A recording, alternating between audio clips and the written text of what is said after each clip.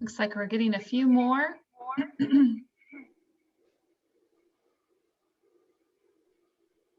Says, our chat says, the Meyer family includes Dr. Nathan Meyer, who serves at CUI also. Okay, welcome.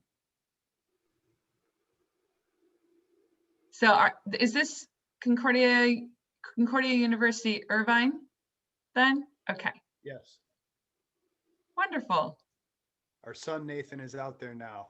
Okay, excellent. Even though he's married and out of the house, he's still part of the family, right? Yeah, sure.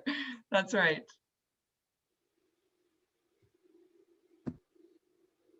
Hi, Dennis.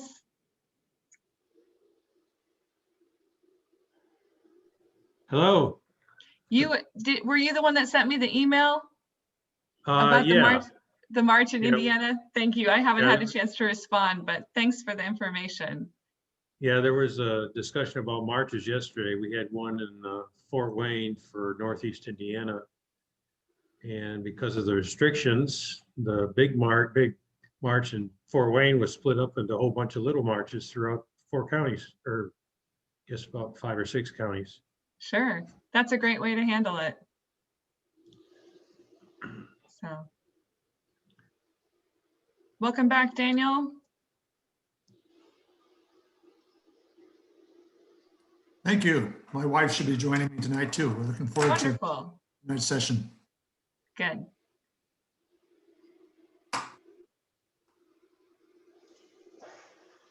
I was wondering, are these going to be available at some other time? I missed Pastor Salamank last night. Yeah, absolutely. So we're recording each night, and once my computer gets done with them, or whoever's computer, we have different hosts. So I hosted last night and tonight, and then we'll have different hosts on different nights. They'll be uploaded. Our communications director will upload them to our website and also to Facebook. So it just kind of depends on how long that process takes, but usually within 48 hours, you can see it online. So sometimes within 24, just depends on how quick it is.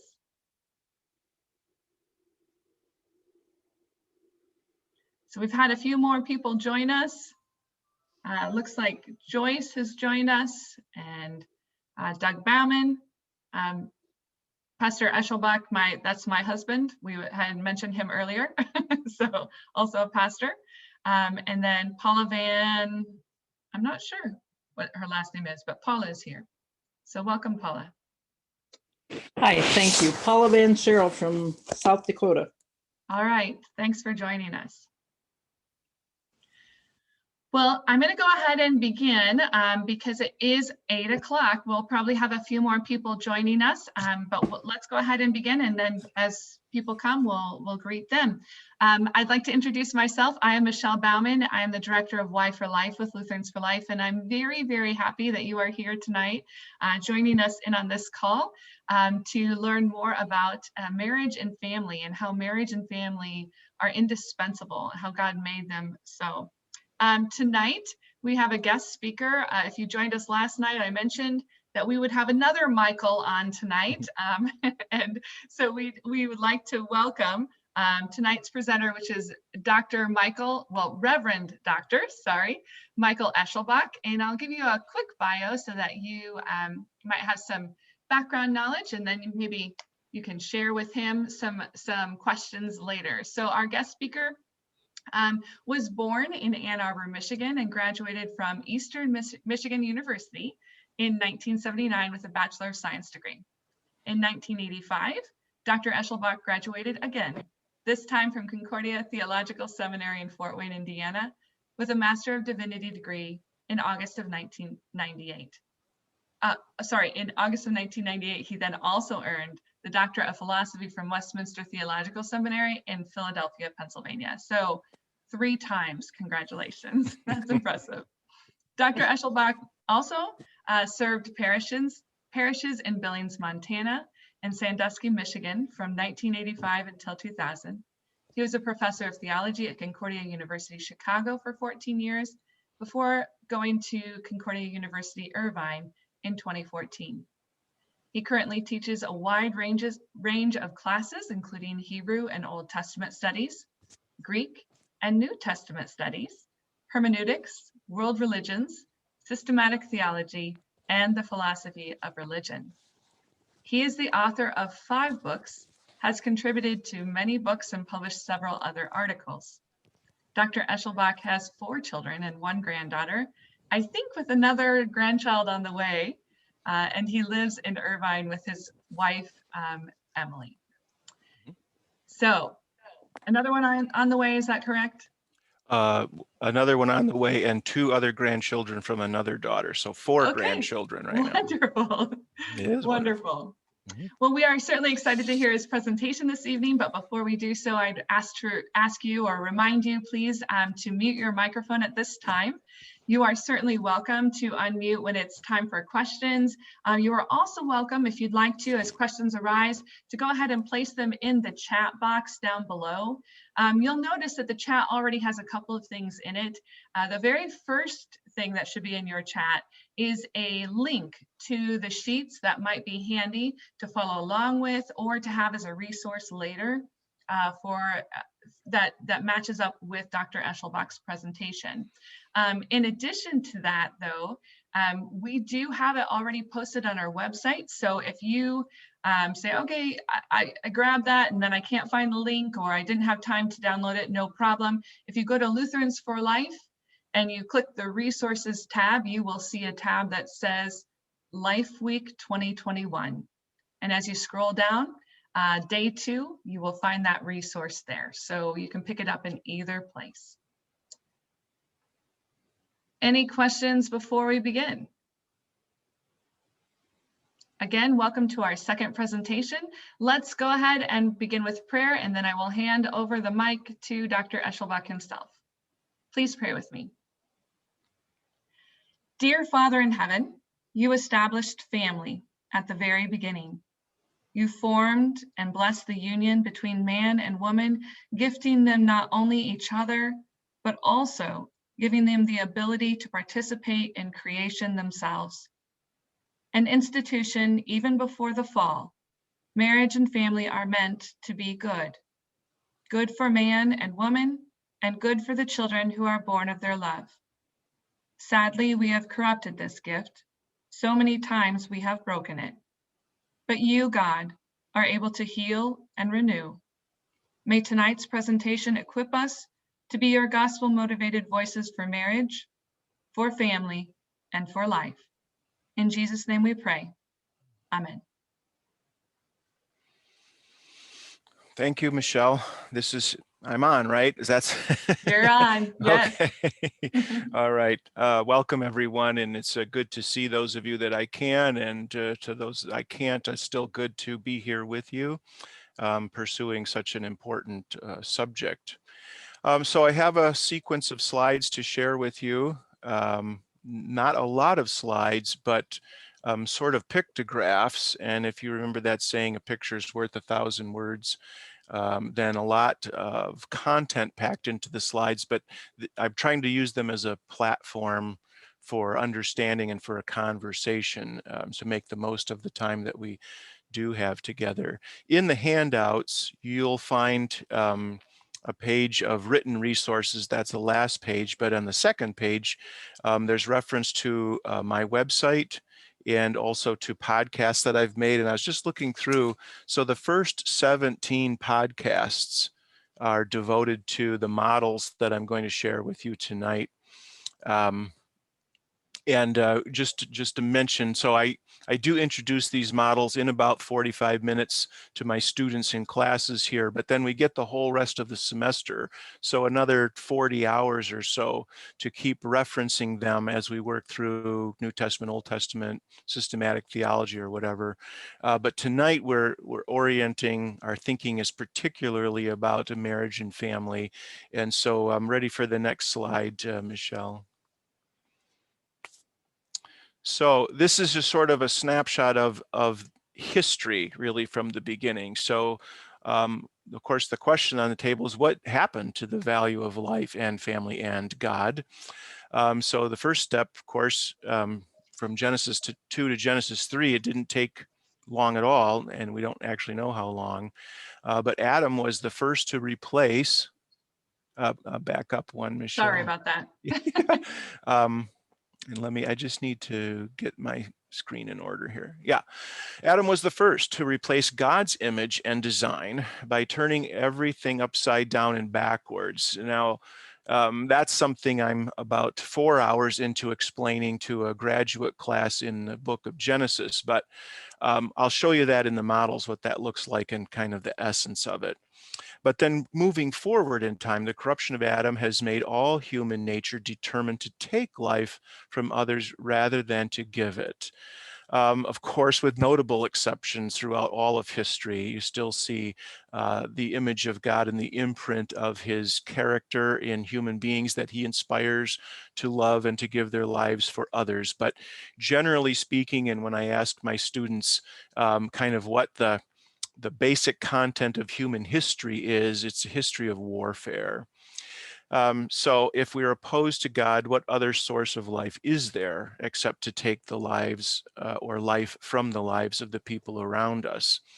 But this determination for conquest for most of history still recognized and valued the family, even if it was for the wrong reasons. So there were polygamists besides monogamists who both wanted large families, maybe as large as possible, because that gave them power and strength. And especially because the idea was you could count on the loyalty of your family.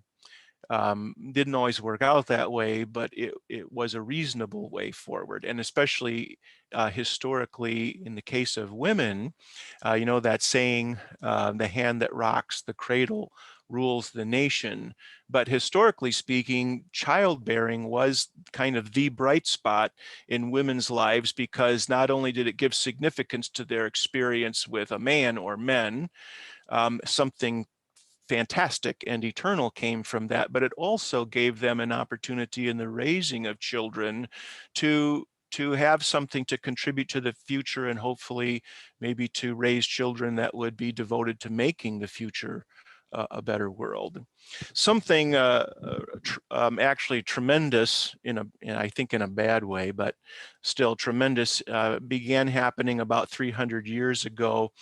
Whether you know it as the Enlightenment or rationalism or the Age of Reason, that corruption of human nature intensified and turned not only against God, but also against one's own family. So let's have a couple slides here that give us pictures of that, and then we'll see how it goes. So next slide, please.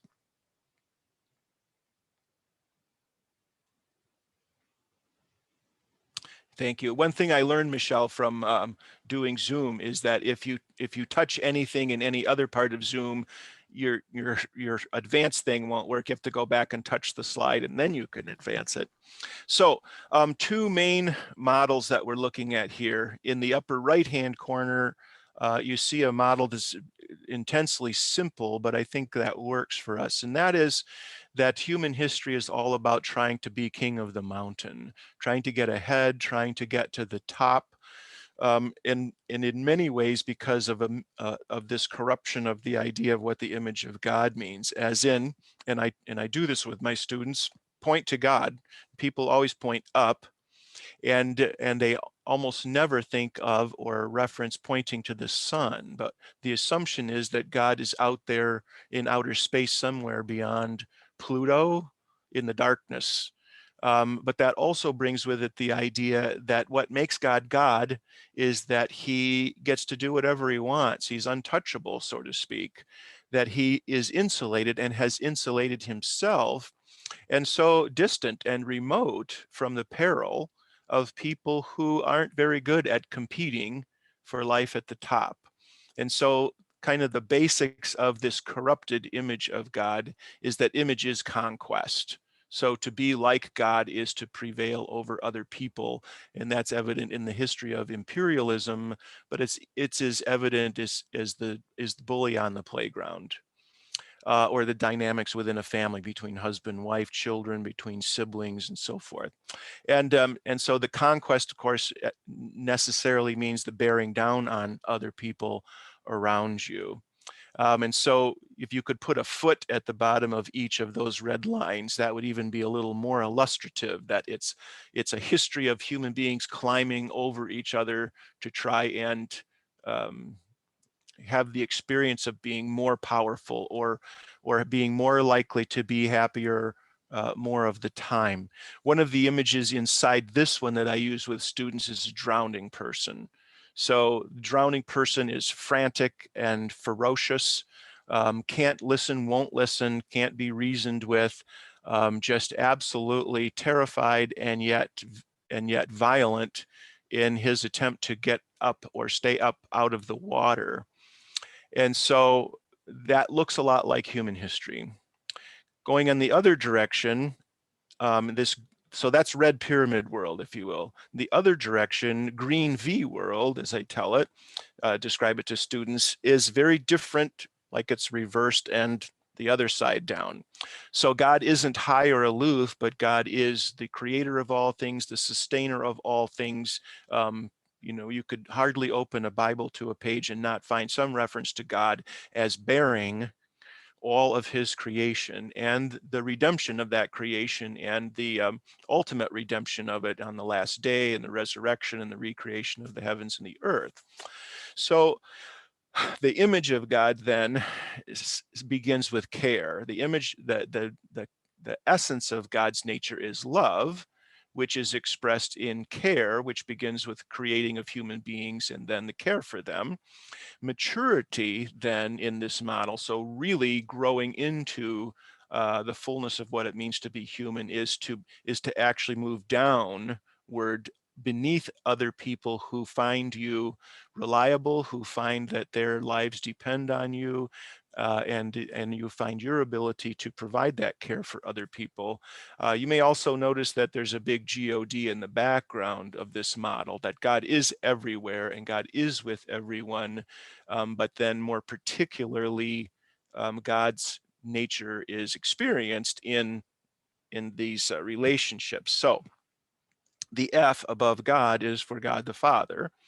God the Father begets the Son from all eternity. So the Son's truly God. We know all that. This is not a diagram of the Trinity, by the way.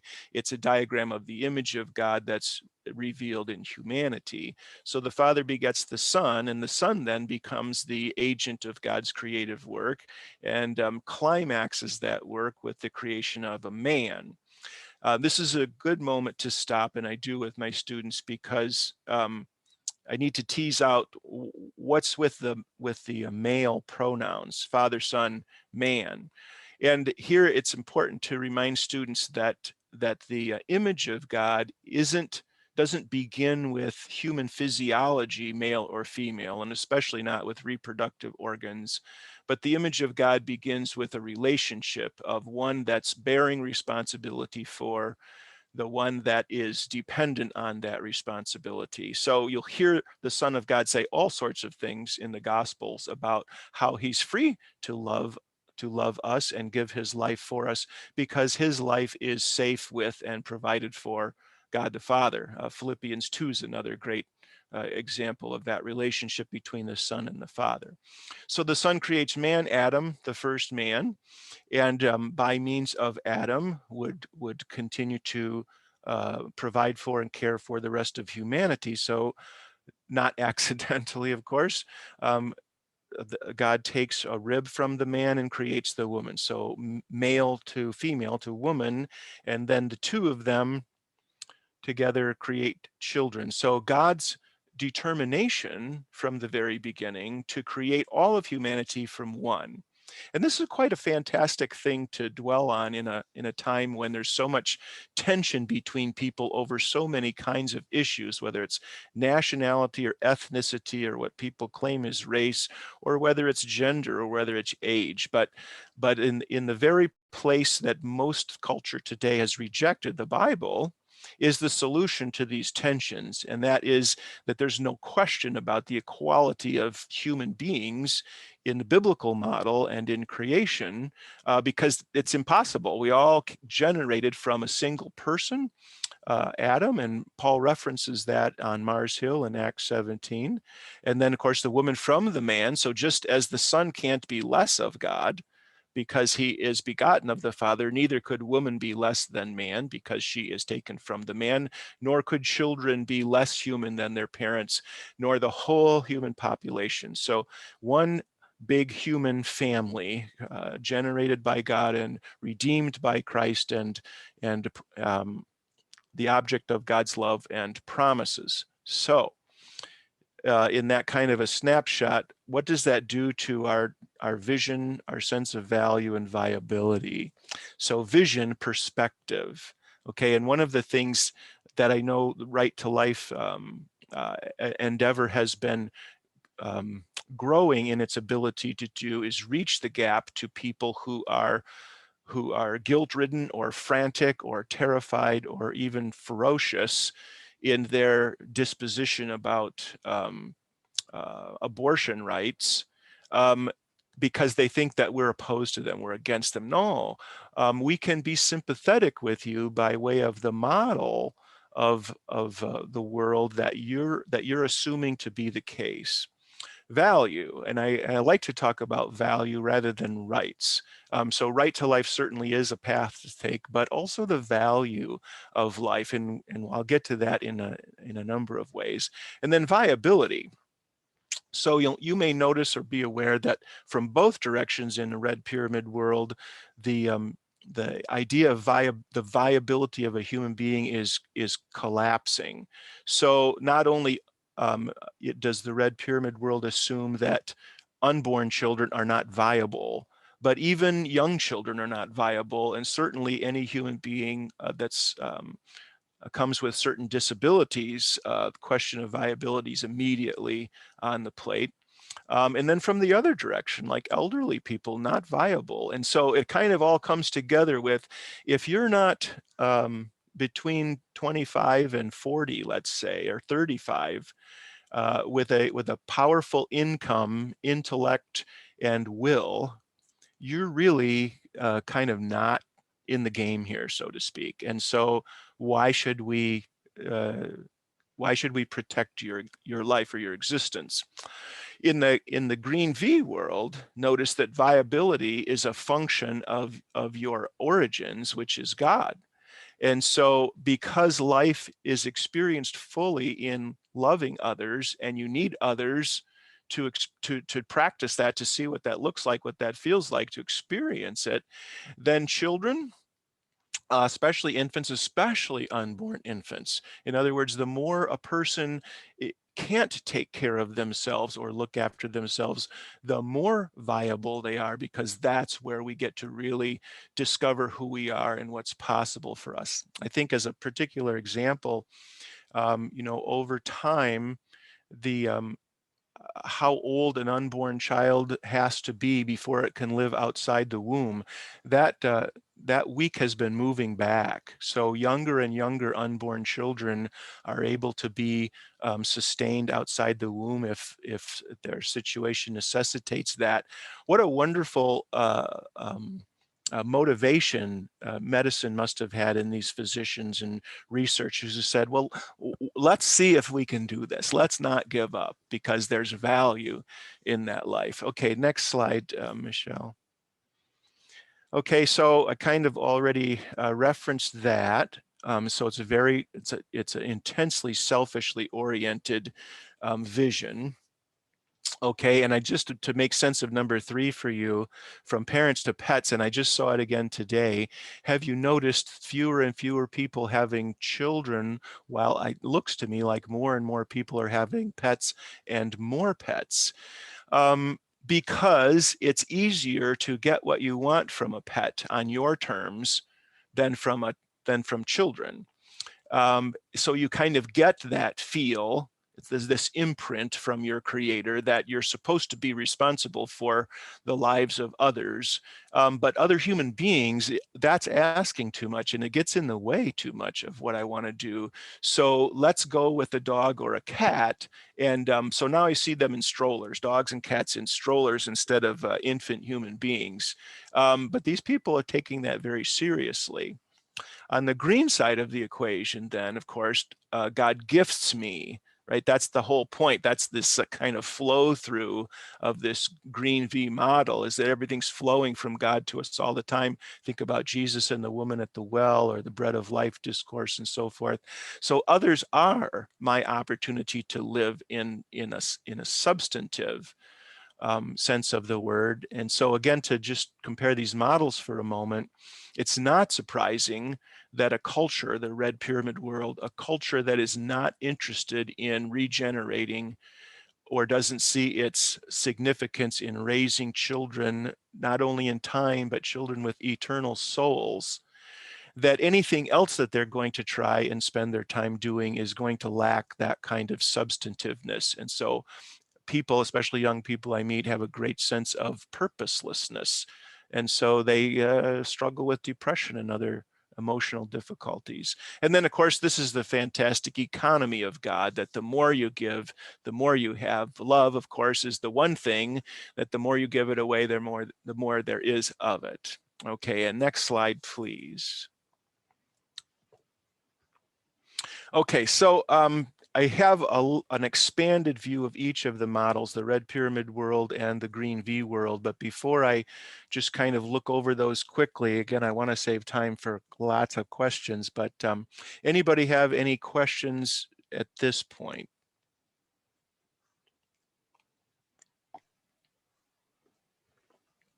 If you do have questions, feel free to unmute yourself and just go ahead and ask that. Because I have you on a minimal screen, I can only see about 4 people at a time, so raising your hand won't work this time. But you are certainly welcome to unmute and ask. And maybe it needs more unpacking yet, and that's okay. Sure. All right. Well, I'll just keep going, and you can, and this won't take that long, so I'll be pausing again soon. Okay, so in this red pyramid world model, I mentioned, where is God? God is distant and aloof, but all powerful and untouchable, so to speak. Person begins at the bottom of the red line, ends on the other side of the pyramid, beginning of life, end of life. What's the goal? Something else you need to know about this worldview is that it's basically one-dimensional, meaning that there is no life or existence or reality that's not material in nature. That's a function of the age of science. It's kind of pseudoscience, but nevertheless. And so and we're bound in time. So it does, you can see how that perspective or how that assumption changes your perspective, because if I only have a material life in a relatively short amount of time, then happiness at any cost seems to make sense. As happy as I can be, as much of the time as I can be. And so you can imagine, it's not hard to figure out how you begin to see so many people in so many situations as obstacles to that. Evidence of this, of course, is the people's fascination with resorts, or especially nearby us, is Disneyland. I mean, the whole point of that place, and they call it the happiest place on earth, is to at least spend some time, if you can afford it, being the happiest person on earth, because Disney will see to it that that's your experience. Okay, what happens when you fail? Or when you fall, or fail, or someone else falls on you or fails you or gets in your way? There's going to be war, violence, animosity, anger, resentment, all of those negative kind of emotions that are going on around us. This intense competition for more all the time, the insatiable appetite that makes children just an unreasonable burden. It's they want too much, they need too much, they expect too much. And so one example of that too is in this time of COVID, some school systems have gone back to in-person classrooms because the community demands it. These parents, and I'm sure there's benefits that come from that, but some parents are absolutely did not sign up for spending 7 hours of 5 days a week being responsible for their own children. They want someone else to take that responsibility for them. So of course, man as mature or as adult has to do with having to do less than anybody else does, getting other people to do what you don't want to do for yourself. And so there's this sense of autonomy, being autonomous, being the, you know, the master of your own destiny and so forth. And when I talk with students about relationships then, and especially the idea of submissiveness based on Ephesians 5, of course, most of the young women don't like that word and don't like that text, but I ask them to think of the broader context that Paul's talking about there, because he says we submit to one another in the Lord. And so I ask them, the fourth commandment says children are supposed to honor their parents, and Paul includes obedience in that in Ephesians 6. But I'd ask the children, when parents bring the infant home from the hospital, who does the commanding and who does the submitting or the obeying? So interestingly enough, this submitting ourselves to one another is a function of where we're at in the life cycle, if you will. And so there is a time when the parents are doing taking all of the orders and the infant's doing the commanding. Okay, and then 8 is just kind of open. This model can make sense of any question or issue or text so far, at least that I've tried out in the world or in the Bible, in the sense that the Bible condemns sin, which really is contradicting God's design for us. And that word has served me well, contradicting design, with my students, as opposed to the word sin, which they kind of associate with antiquity and superstitiousness and judgmentalism and all sorts of things that our culture generally has contempt for. But design, people get design, so contradicting design is kind of an organic reality. And the next slide, please. The other thing I need you to know about this red pyramid world model is what I mentioned earlier, that in the last 300 years, this competition for more and faster has really intensified. And it has come by the way of people who have invented artificial worlds in which they are kind of tantamount to God, because they were there first, because they're the inventors of the world, because they control the way the world works. So, of course, the Enlightenment was the first kind of new invented world, like we are smarter than God. And that was the basis for the age of industry, industrialization, which, interestingly enough, moves you away from a more organic life to a more artificial life. Now, instead of God's creation, I'm moving into human invention that does things for me, and it's mass produced. And so men begin to move out of the home. And so that natural relationship between husband and wife and parents and children is getting lost here, because people, wife, children, can't equate necessarily a paycheck, which they may not even see, with what goes on in the home around them. Then throw Darwin into the mix, and this wasn't Darwin's intent, but this is what it provided a catalyst for, or an opportunity was for human beings to push the idea of God and Creator completely out of sight here. So that is gone, basically, for the last, practically speaking, 200 years, more intensely over the last 100 years. Then with Enlightenment and rationalism and scientific pursuits, then you get electricity, which provides for media, a whole new invented world. And interestingly, in the beginning, the media supported the family. Families gathered around the radios to listen. That was the common image of the radio era. And then when television programming came into existence, all of the shows that I remember, at least, were very supportive of the nuclear family. There was a show called Father Knows Best. There was a show called The Nelsons, a mom and a dad and their kids. And every single episode was kids struggling with problems as teenagers trying to find their way towards maturity, and parents valued for their insights, for their patience, for their willingness to listen and explain and kind of shepherd their children through these difficulties.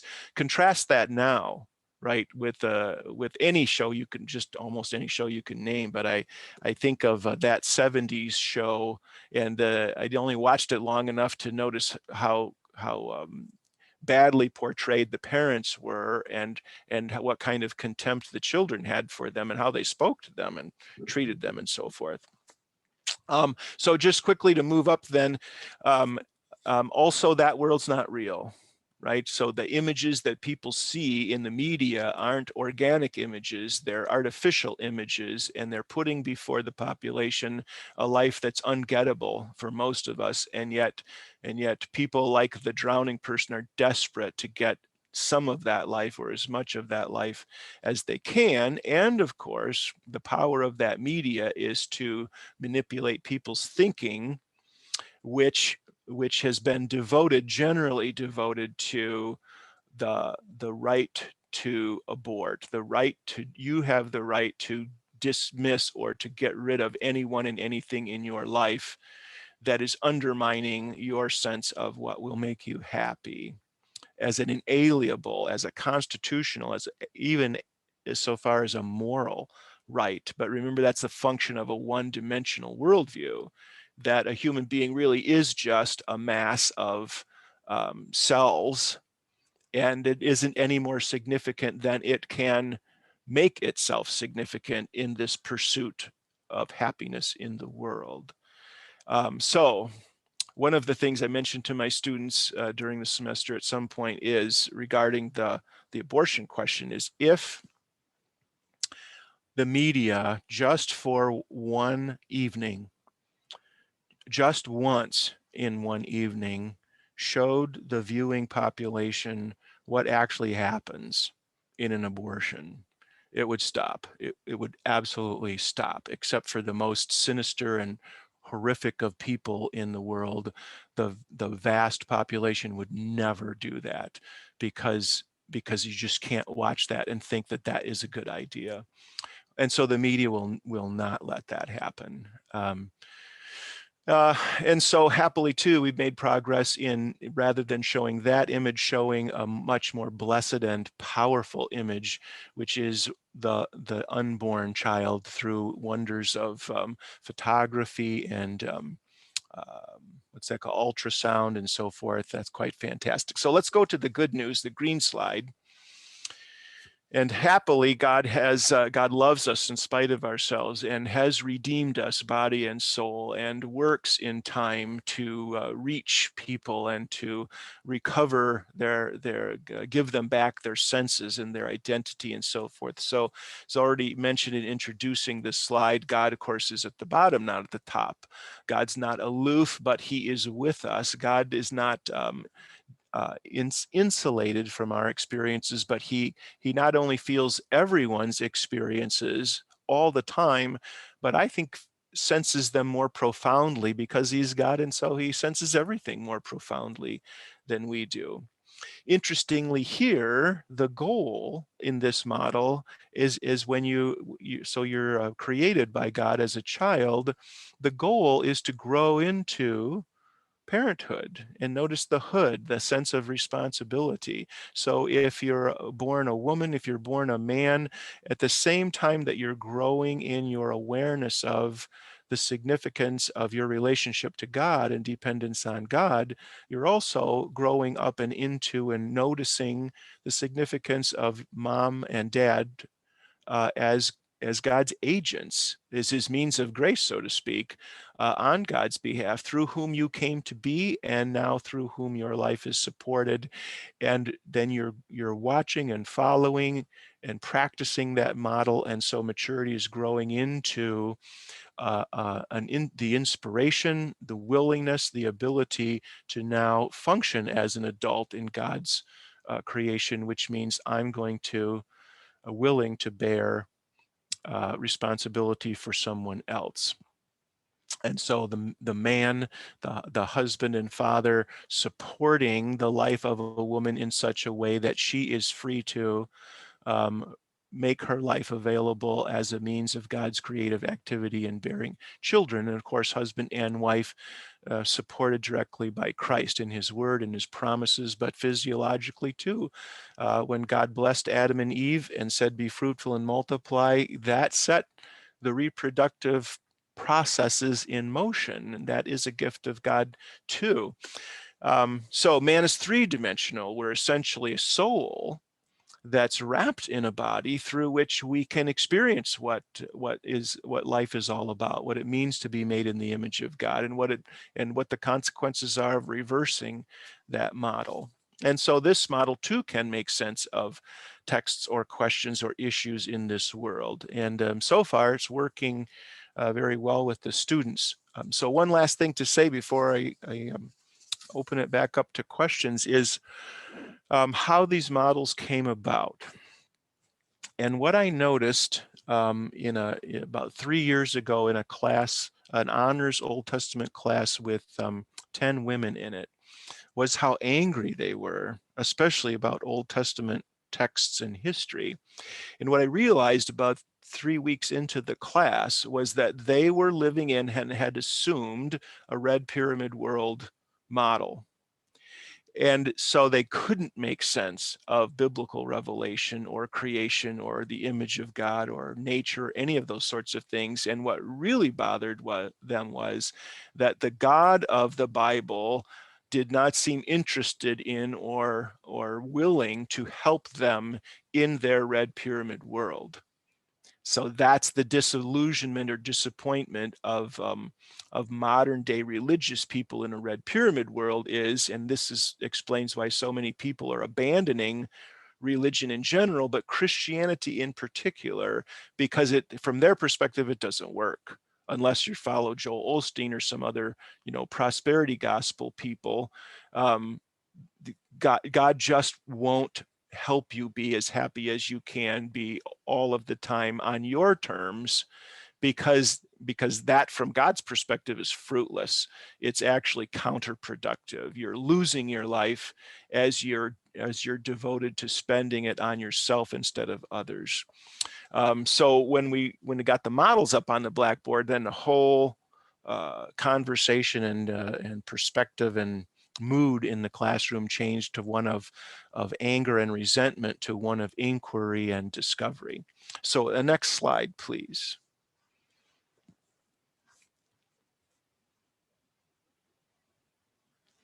So on the upper right-hand side, I kind of put a small shot of the models to reference if we need to. On the left side, just some prompts of review and ideas that are at work here. But now I'd like my time to be your time. If you have particular questions about the models or about the indispensability of the family, I'd love to hear them. Okay, so I went ahead and stopped the share on my screen. However, if we want to pull that back up, you're certainly welcome to. So I know we have some questions already in the chat, and then maybe a few more that with hands and those sorts of things. So let's go ahead and begin with questions in the chat. One of the questions is, will recordings of these sessions be available after the fact? Yes, they will be. They will be uploaded to our website, hopefully within the next 48 hours. So maybe even within the next 24. Some hellos, and then what you're saying about people, this is from Marilyn, what you're saying about people and pets versus having children is so true. Marilyn, did you want to expand on that or ask any further follow-up question?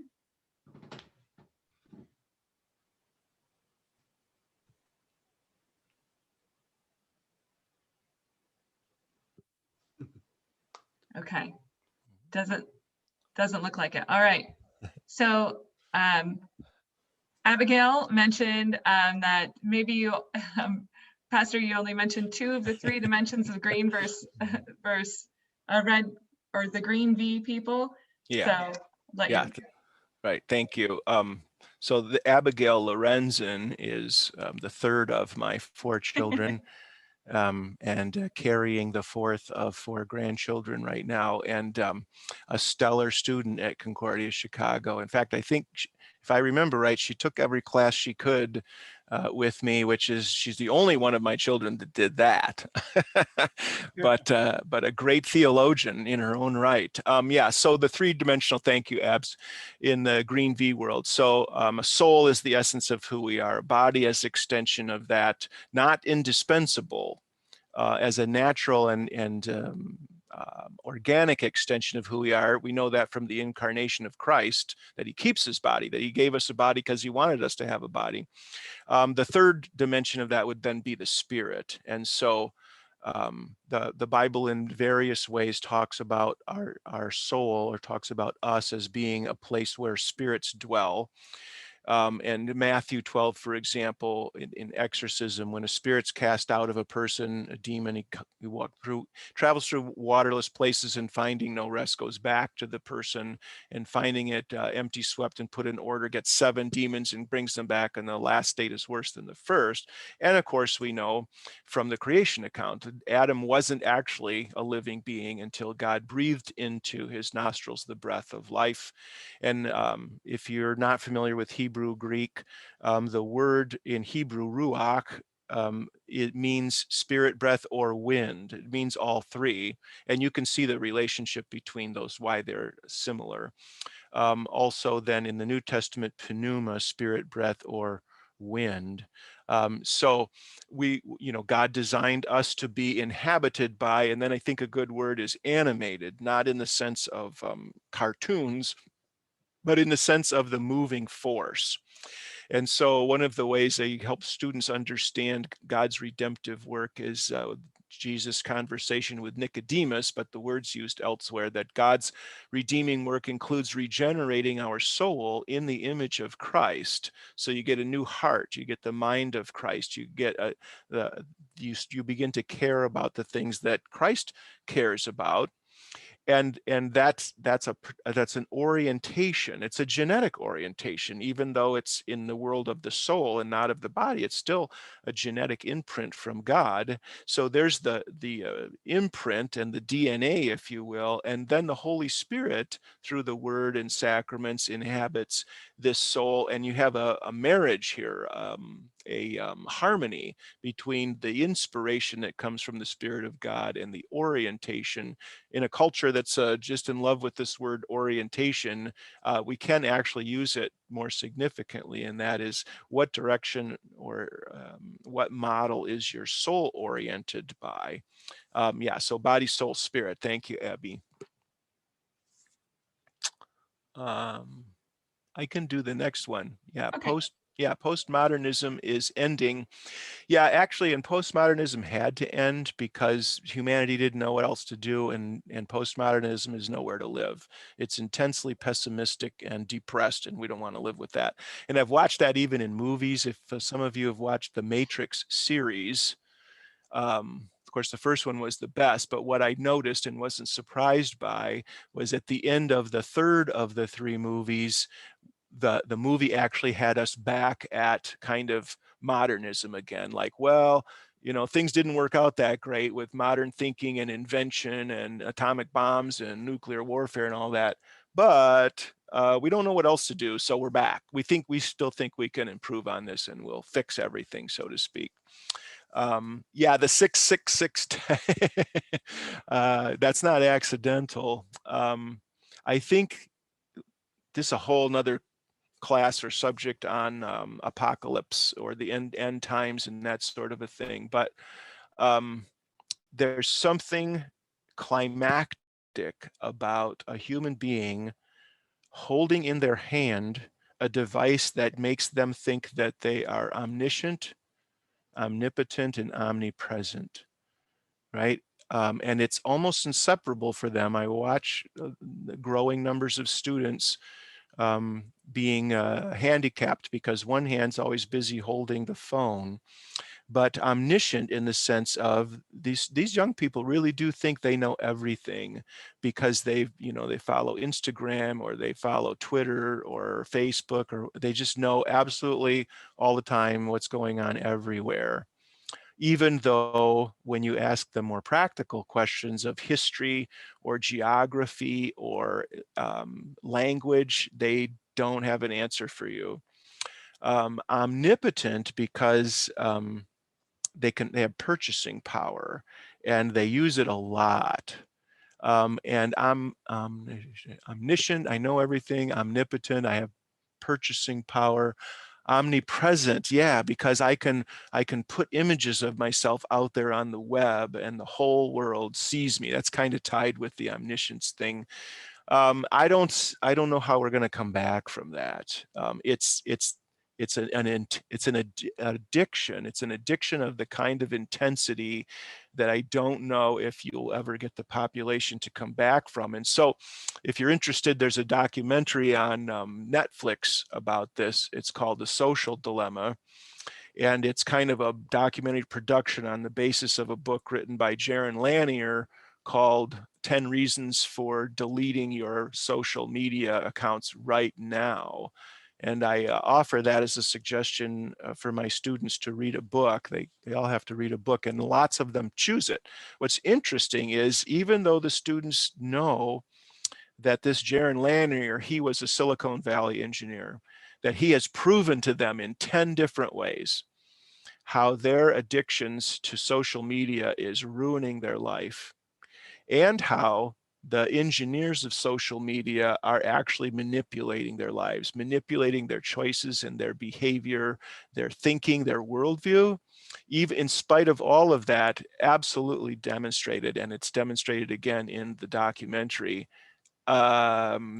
Professor, I just can't do it. I'm not gonna give up my social media accounts. And of course, they don't have to be used for bad reasons, but human nature, such as it is, like a drowning person, is very susceptible and vulnerable.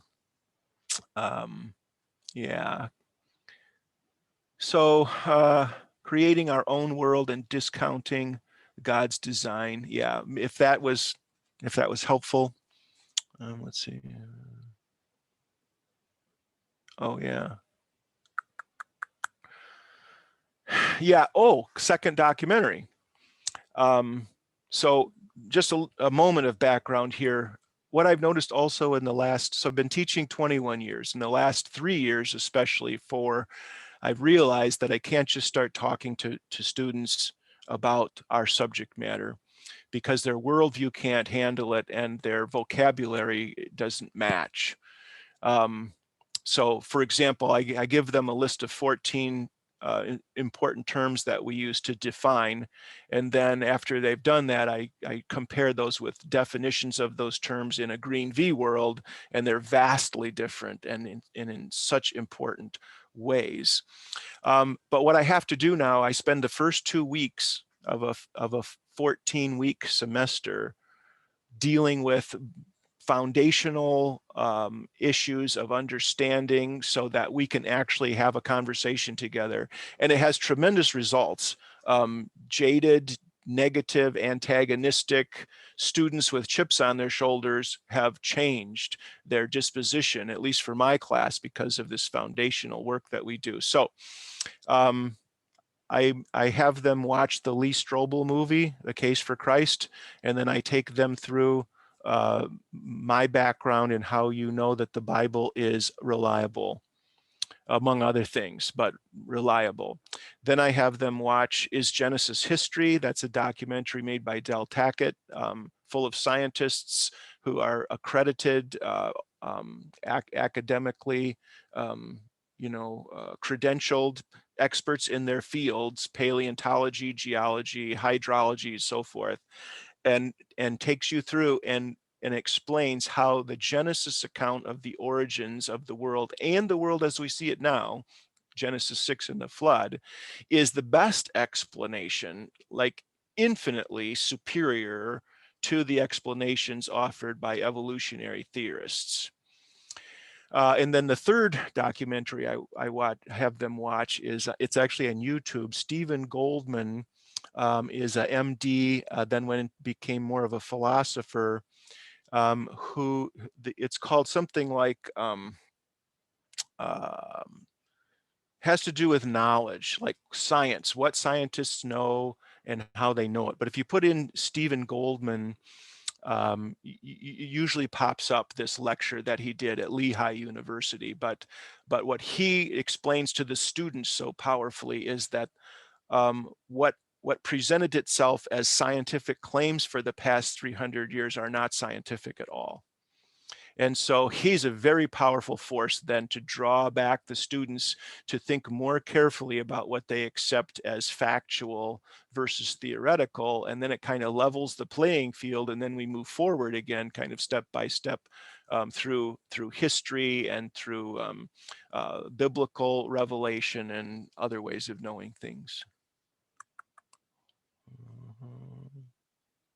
Okay, so that was an answer to the Galaxy A51, Yeah, I believe, right?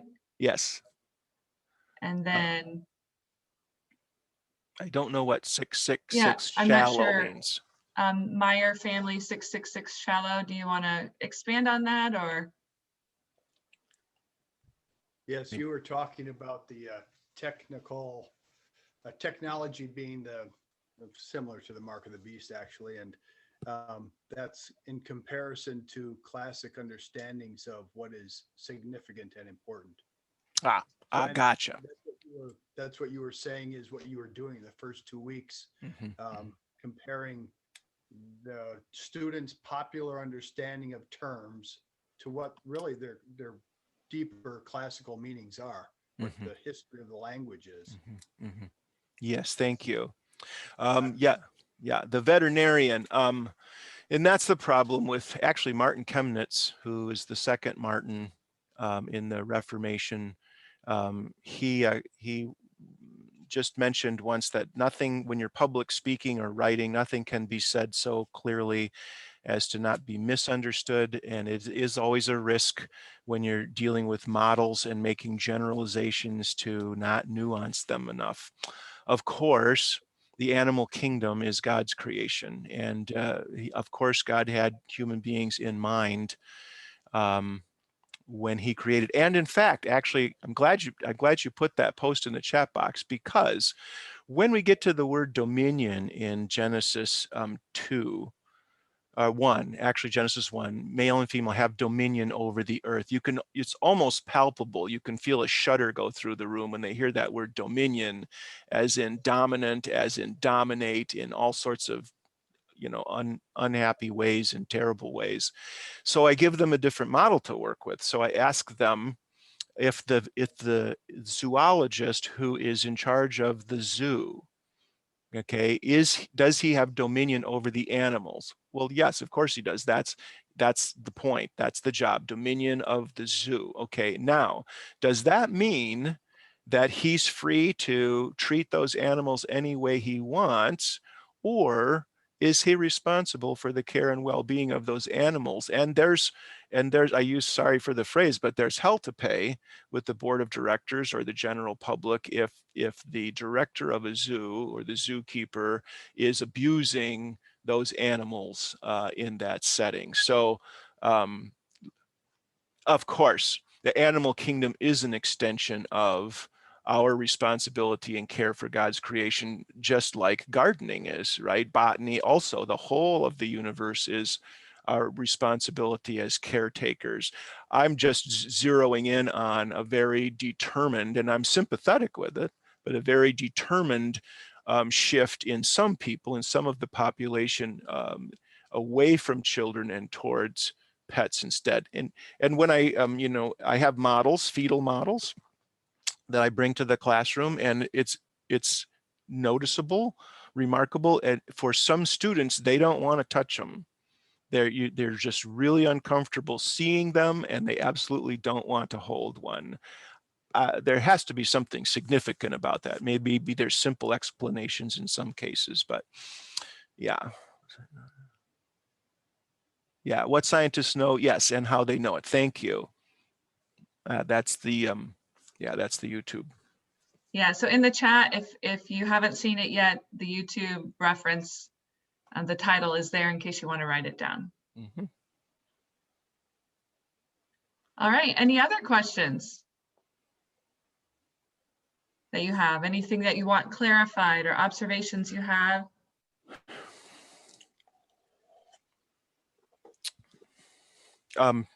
I'll just, well, I mean, maybe somebody's going to write something, but I'll use this 4 minutes too.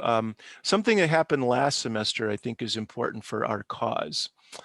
And that is, it was when I was showing the fetal models, both on the screen and then passing them around the class. And I had a student object.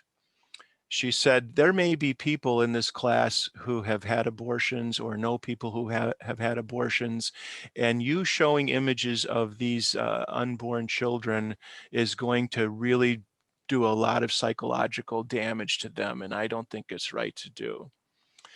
And that was quite a thing to listen to and to process. And so what I was able to do is kind of work from there to, what does it mean? So let's think about this. Of course, we don't want people to suffer emotional or psychological distress or trauma. That's precisely why we're engaged in this conversation, because I want you to think about what it means to legalize something and then to even to promote something that is of such a nature that you can't let anybody look at what it does, and you can't even let anybody look at who's affected by it.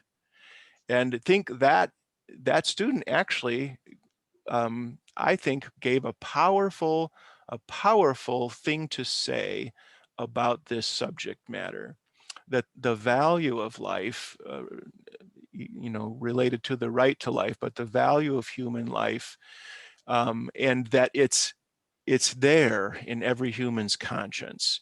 All of us know the wrong thing to do is to refuse to look at something because you don't want to know the truth about it. And especially in a culture today that prides itself on being open-minded, a liberal society, but it's only liberal in one direction.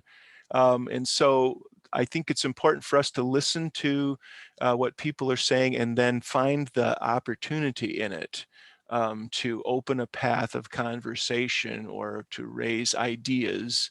Not everybody will be affected or convinced. There are some hearts that are really hard out there, but there are lots of other people who love to be kind of woken up or kind of have the lens focused so they can, they felt like something was wrong about this, but they weren't sure what it was or what they could do about it. So there are a couple more questions. Again, the Netflix movie. I think I have written down 10 reasons for deleting your social media account now, and that's the book. That's the book. I'll type it in. The Social Dilemma. There you go. Netflix. Yep.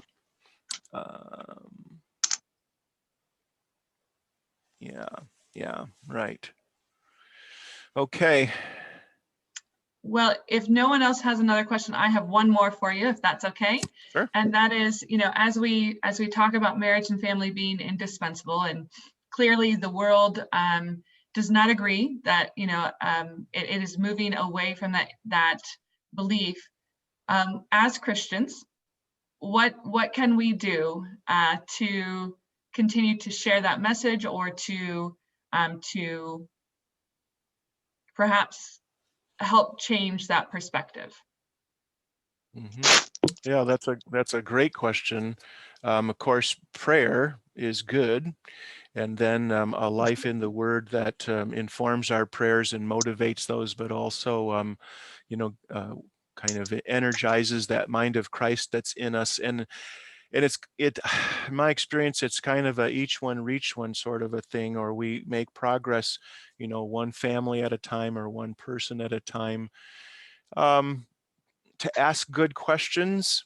I think in a red pyramid world, we can ask sympathetic kinds of questions like, what's responsible, or what's causing so much anxiety among people, or why are so many people depressed, or those kinds of questions. And then to say, to suggest the other model, that what if there's more to life than just getting more material things?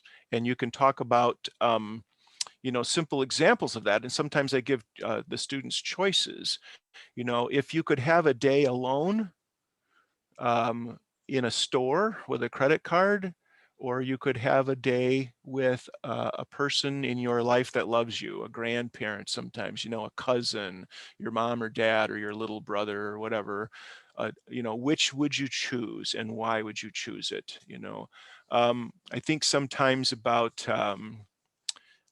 talking with them about vocations and what you devote your life to, and how there does seem to be this inverse relationship between the significance, organic significance of what you do and how much you're paid, right?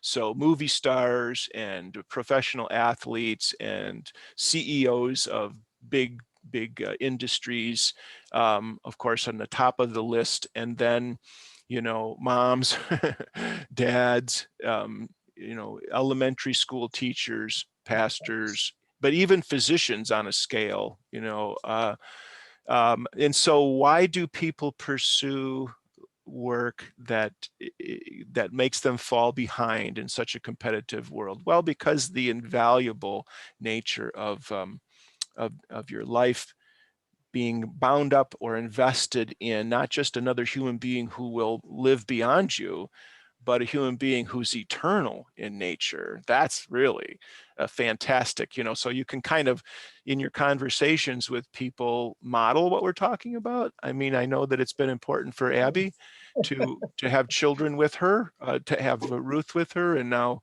carrying a baby. Just live it, model it, talk about it. Thank you very much. I appreciate that answer, and I hope that will give us something that we can take home and actually do, right? Yeah.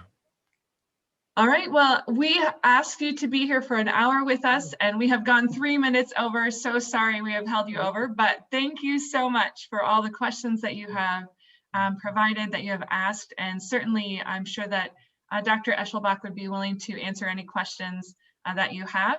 His contact information is also on our website. So tomorrow night, same time, same place, same code, we will be talking about another topic very much related to marriage and family, though, and that is the indispensable qualities of the unborn.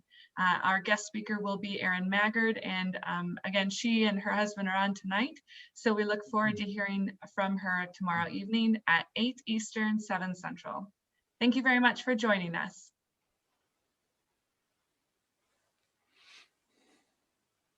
Thanks, Pastor Eschelbach, very much. Yeah, you're welcome. It was a great presentation. Yeah, it was a privilege. Good to see you, Abs.